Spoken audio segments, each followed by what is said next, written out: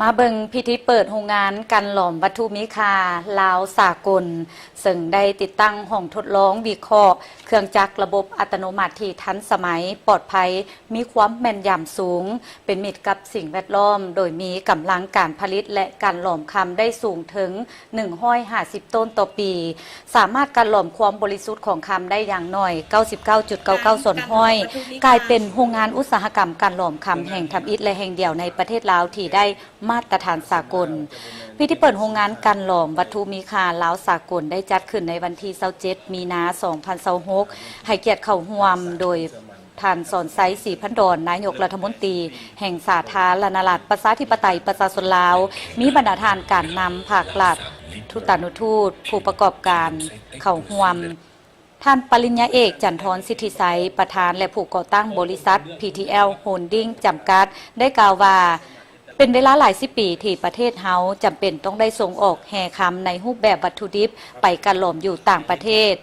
แต่ในเถื่อนี้เป็นต้นไปหลังจากที่เปิดโรงงานกันหลอมวัตถุมีค่าลาวสากลแล้วโรงงานดังกล่าวนี้จะปฏิบัติหน้าที่ประกอบส่วนสวยประเทศชาติในเวียกงานกันหลอมวัตถุดิบแห่คำที่ขุดค้นได้จากภายในและต่างประเทศเพื่อปลดล็อกอุปสรรคและสิ่งท้าทายที่ติดพันกับท่าแห้งของอุตสาหกรรมแห่ธาตุก็คือคำให้เกิดประสิทธิภาพและประสิทธิผลสูงก้าวไปสู่การเป็นหนึ่งในแขนงเศรษฐกิจปลายแหลมนำเอาจุดแข็งที่มีเพื่อสร้างให้เป็นจุดขายยกระดับต่อยอดคุณภาพคำลาวจากแห่ธาตุในดินให้กลายเป็นทรัพย์สินคลังสะสมสำรองของชาติเพื่อพร้อมรับมือกับสถานการณ์ความผันผวนของเศรษฐกิจโลกอย่างมีเสถียรภาพและท่าเอียงที่ดีการเปิดบริการโรงงานการหลอมวัตถุมีค่าลาวสากลในครั้งนี้ได้แสดงให้เห็นถึงความมุ่งมั่นตั้งใจอันแห่งกล้าที่จะตอบสนองให้ได้ตามนโยบายอันทรงใส่ของภาคและรัฐบาลให้ทันกับสภาพการโรงงานแห่งนี้ได้ติดตั้งห้องทดลองวิเคราะห์เครื่องจักรระบบอัตโนมัติที่ทันสมัยปลอดภัยมีความแม่นยำสูงและเป็นมิตรกับสิ่งแวดล้อมรับประกันการผลิตที่สะอาดปราศจากการทำลายธรรมชาติซึ่งมีกำลังการผลิตและการหลอมคำได้สูงถึง150 ต้นต่อปีสามารถการหลอมความบริสุทธิ์ของคำได้อย่างน้อย 99.99 ส่วนห้อยอันเป็นมาตรฐานที่ทั่วโลกยอมรับและซื้อขายแลกเปลี่ยนหมุนเวียนได้อย่างคล่องตัวในตลาดคำโลกนี่คือการยั่งยืนว่าโรงงานการหลอมวัตถุมีค่าลาวสากลแห่งนี้เป็นโรงงานอุตสาหกรรมการหลอมคำแห่งทำอิฐและแห่งเดียวในประเทศลาวที่ได้มาตรฐานสากลที่จะสามารถยกระดับมาตรฐานคุณภาพคำลาวไปเท่าเทียมกับคำโลกดังนั้นโรงงานการหลอมวัตถุมีค่าแห่งนี้จึงถือเป็นโค้งลางพื้นฐานหัวใจที่จะเสื่อมต่อและเฮ็ดเวียกประกอบเข้าร่วมกันกับธนาคารคำลาวอย่างเป็นระบบนิเวศเดียวกัน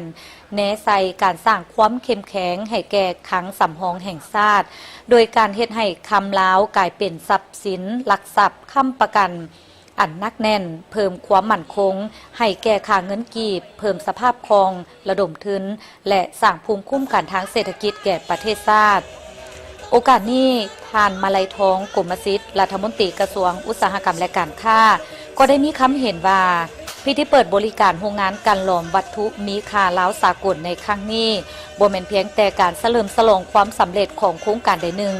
แต่มันคือเสียงแก่แห่งการประกาศความพร้อมที่ประเทศลาวจะก้าวขึ้นมีบทบาทสำคัญในตลาดคำลาวจะบ่แม่นเป็นแต่สินค้าอีกต่อไป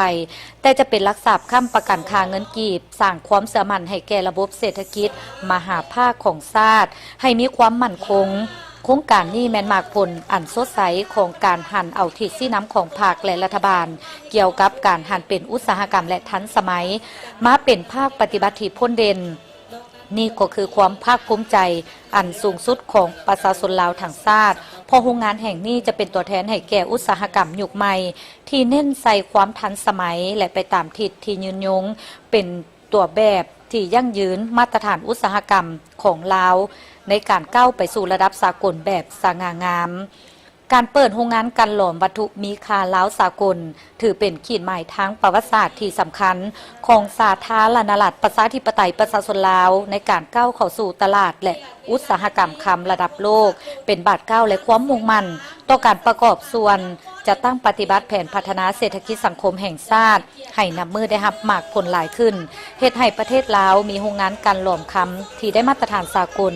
ทั้งเป็นการประกาศความพร้อมที่ประเทศลาวจะก้าวขึ้นมีบทบาทสำคัญในตลาดคำซึ่งคำลาวจะกลายเป็นหลักทรัพย์ค้ำประกันค่าเงินกีบสร้างความเชื่อมั่นให้แก่ระบบเศรษฐกิจมหาภาคของชาติให้มีความมั่นคง